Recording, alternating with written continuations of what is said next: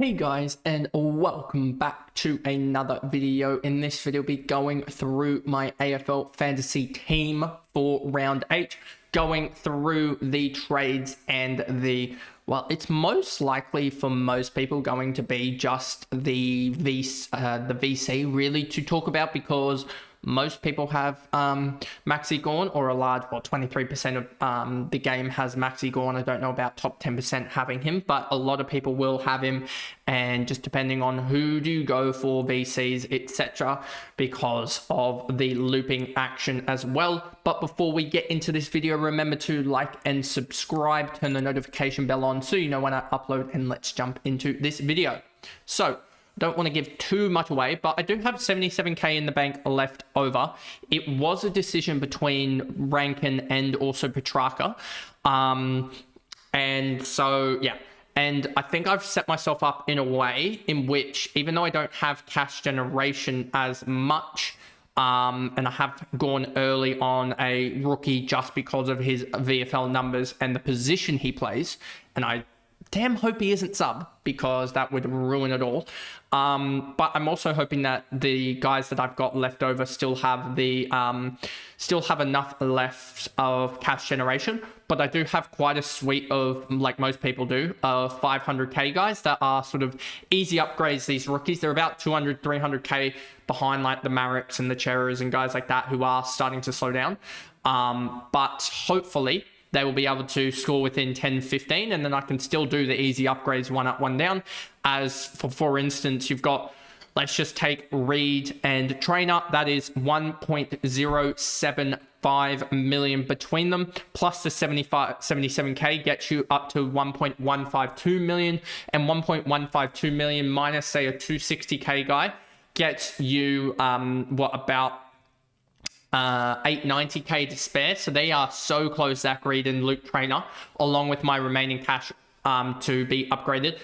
But there's other guys there that are even more along the line that can easily be upgraded as well. So into the trades, you'll see here Petrarca and Boxall. Boxall I'm pretty confident in. If we just go to the DFS numbers, you'll see exactly what I'm seeing. Let's even just go to the VFL. I'm pretty sure he's one of the top scorers in the VFL for consistent games.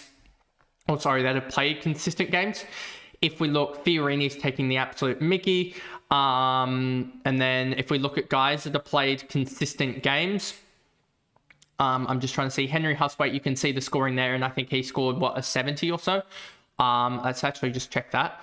I know he would be the obvious one if he wasn't so ridiculously priced in fantasy because of that. Where is it? Because of the 2 games in 2023 that he played, an average 62. So he was priced at a 6-game discount on the 62.5, which was like 51 or something. So that's why he is irrelevant. But yeah, he's the type of guy that's been scoring really well in the VFL and scored a 74 in the AFL. So that just shows that he transfers. But Boxall down here is averaging 109 for Sandy Zebras, is it? I think. The St Kilda linked VFL club, who I think they're considering going away from. I could be wrong about that, but I'm pretty sure I read something about that. But he's averaging 9.8 tackles, 3.5 marks, 12.5 kicks, and 11.3 handballs. And yeah, he is doing outstandingly well. And I'm intrigued to see how he goes in the AFL. I hope he isn't sub, but if he is sub, then that would pretty much mean that I would change quickly, I think, to Buzzlinger, and then I'd probably have to play a Finn O'Sullivan on field, which wouldn't be the greatest option. But yeah, that would be sort of what I would be considering. But you can just see the tackle numbers stay true for him. He's probably going to be, I would think, let's just thinking this out loud, a 15 disposal guy, maybe 8 kicks, 8 handballs, something like that, which is 40 points, then 1 or 2 marks, and then 5 or so tackles. So I think he'll be a 65 or so 70 guy. And I have things in place for sort of his scoring, etc. He is currently the M9 with the emergency on because he plays early, which will make it easier for trading, for changing up trades, etc. But yeah, he's a guy that I think can do 65, 70, whereas Buzzlinger, I thought he's probably only a 50 guy or something like that. Because if we look at if we look back at here, it's up here.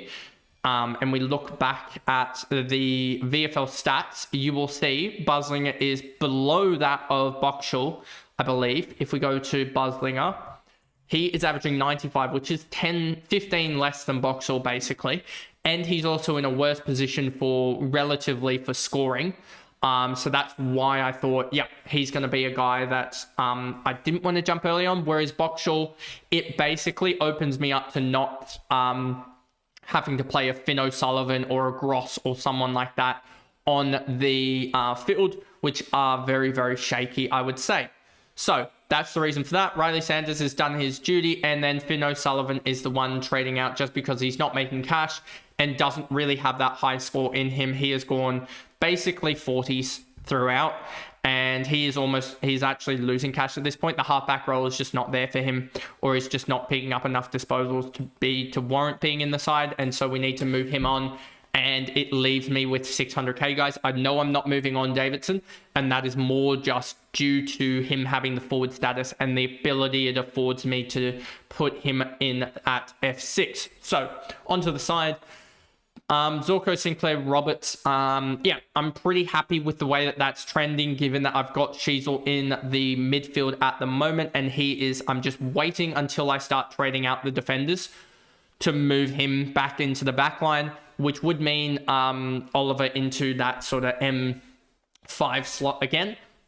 But I'm pretty happy with it at the moment, as that'll get me pretty much to being a relatively good defender line at the moment, with the three top line guys, as well as Roberts, who is still doing well enough there.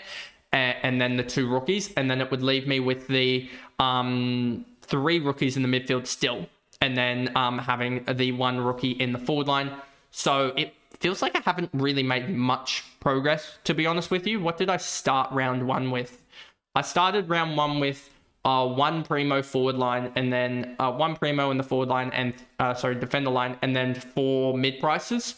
And then I also started with like 3 or 4 mid prices in the midfield, as well as in the forward line. I started with the mid price and the rookie. So I've basically just been converting mid prices this whole time into primos, and in the sort of 8 rounds so far. And so it doesn't feel like I've really moved rookies off the field, but I've been able to get the mid prices off, which has probably shown that the mid pricer heavy tactic wasn't the way to go this year, because the rookies have just been able to gain enough price and pop those big scores. So that'll be something for next year to think about. But yeah. In the midfield stays pretty stagnant, pretty much the same with Dacos, Rosé, Sheasel, Newcomb there. I really wish I hadn't gone Newcomb and just gone Petrarca last week. That would enable me to get Rankin this week, and that would have actually enabled me in the long run to be able to get rid of Davidson, because I'd have the forward line to be able to maneuver around. I'm pretty sure, just thinking about it, yeah, I think so. That would have worked a little bit better I think. But then again, it would have still worked, I think, because I wouldn't have, yeah, anyway. And then you've got Sarong, Oliver, Levi Ashcroft, and Lindsay at M8 going well, and then Boxall off of the bench. The ruck's the same. I really hope De Koning comes back and delivers another 110 plus performance. We kind of need it, because he's been slacking a little bit. And then, yeah, Gorn, the captaincy there. We'll talk about VC options in a second. You've got McRae, Horn Francis, Bailey Smith, Caleb Daniel, Petrarca, and Davidson, and then Cleary and Connor Stone on the bench, and Camporelli in the utility. There's a reason Camporelli's in the utility, and that is because he plays the Saturday, the 4:15 game, which means that he is an easy loop. I already have the loop set in for basically Leak, with Trainer playing late. So I could actually do Carroll. When does he play comparative to? I could actually loop Carroll comparative to Trainer. I might as well use the 7th option here with Carroll compared to Trainer, and just see if Carroll can get an 80 plus performance or something like that. Because if Carroll goes 60, I'll go Trainer on field. But if Carroll is going to go 80, 90 plus. I'll just lock that in through leak. So I have leak, and then also so I have either St Kilda, who play the second game of the round, and then either Camporelli, who might come on for Boxall, who plays that second game of the round. And then I also have, who else? I also have James Leak. So I could VC tonight, which it kind of is annoying because you've got this VC, or is it this one? So I kind of have not many really good VCs because St Kilda, this is their one that they've got a couple of Friday night games coming, but you've also got them really this week and next week are the ones that are really just annoying for VCs. Because the one that I know I can get under is the Boyd at least. At least I can get under if I can VC a guy tonight. That would be Essendon or North Melbourne. And the only really VCs for that, Essendon, North Melbourne, is probably a Sheasel VC, which is kind of annoying because he hasn't really been producing. A 102.4, a 95 last week on 30 odd touches. Yeah, 30 odd touches. He hasn't really been producing the big scores. Do I go and say that I'm going to probably take the league score, take the league VC loop hole there and afford me pretty much any game here? I know that I've got the Max Gawn captaincy as well against West Coast, which he should do well against anyway. So do I just take a speculative VC and go with a Sheasel? That could be an option. Or do I say and banker on the fact that I've got the leak loophole there and go for potentially... The annoying part is you've got the West Coast game is my captaincy game. The North Melbourne game, I don't have anyone from Essendon. And then also the Richmond game, I have Hawthorn, but that's after the... and I'm not going to VC a Max Gawn late on a Saturday into a Sunday captaincy, I don't think. So, and I'm not going to VC Port Adelaide against Western Bulldogs. I don't think there's a VC available there for my side. Nick Dacos plays against Geelong on Saturday night, the same time as the Max Gawn game, so you can't VC that or captaincy that. Caleb Strong's been out of form. You can't captaincy Melbourne Oliver through because you've got the Gawn. McRae plays on the Friday night. This is really awkward. Because if St Kilda played I'm basically saying if St Kilda played the first game, if St Kilda was Thursday night, and I knew what Boxall's score was, or I knew that he was going to be there, and then you'd have the ability to loop through through someone like that, then it would be a lot easier to take a BC. It's just that if I... Basically what I'm thinking through at this point is that if Boxall doesn't score well, then I'm going to want either a Davidson or a Cleary, right? And I'm not going to have I'm not going to have a loophole option through that line. Then my other loophole is going to be basically having to take a Matt Carroll score over a Luke Traynor. Luke Traynor's averaging 58, Matt Carroll's averaging 59, but Luke Traynor's had a sub game where he scored 2. If you remove that, he's 410 through 6, which is more like 68. So I'm losing potentially 10 points there. And in the last couple of games when he hasn't been sub, and the last 4 games when he hasn't been sub, he's been more like 80 average compared to Carroll when if he isn't sub, he's averaging 59. So that is about 20 points potentially that I'm losing. I'm probably just going to go Sheasel and just hope that it works. And then if it doesn't, then we're bouncing on Gawn being good enough here. That is that. Basically, that is the decision there because there's too much risk, in my opinion, that Matt Carroll does not score a takeable score, and I take it on with Luke Traynor. And therefore, I cannot risk that, in my opinion. And I'm just double checking that Carlton do play before GWS. Yep. and even to that extent, Richmond play after, so it wouldn't, so it'd work anyway. What is this game? A 7-2. Oh, I thought that was a 7:20. That's just a 3:20 on the Sunday for the Hawthorn Richmond. But anyway, that is the video there. A long-winded video, just sort of almost going through that VC option, because if you lock in Gawn, which I'm pretty sure most people will because it is such a positive matchup, if we just go quickly to the matchups, if you're locking Gawn versus the West Coast Eagles, which if we go to Ruck line, that is the best matchup across all lines. They're a plus 16. And somehow Tom De Koning didn't go well against them.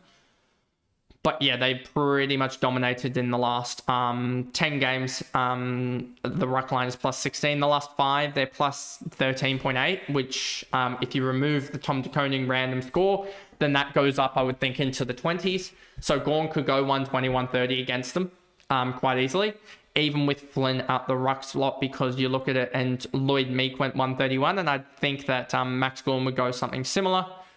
So yeah, it's the Gawn captaincy. It's just trying to find that VC, and the VC might be weak this week with Harry Sheezel because he's not in the greatest form, but yeah, I think he can score pretty well. Hopefully he goes 120 plus, because 120, then we can just lock it in. I would lock in 120 scores this week, just still with the captaincy, even against West Coast, because there's always the potential that someone gets injured or something like that, and you'll lose that score or whatever. Or they just, because it's West Coast, they sit Max in the last 10 minutes of the game and he only scores a 115, 110, etc. But anyway, that is the video there, going through my AFL Fantasy team reveal for round 8, and especially the big discussion on the VC options this week, as that is the big discussion of the week. But anyway, I'll see you guys in the next video, which will be my Supercoach trades and VC options on that platform as well. Bye, guys.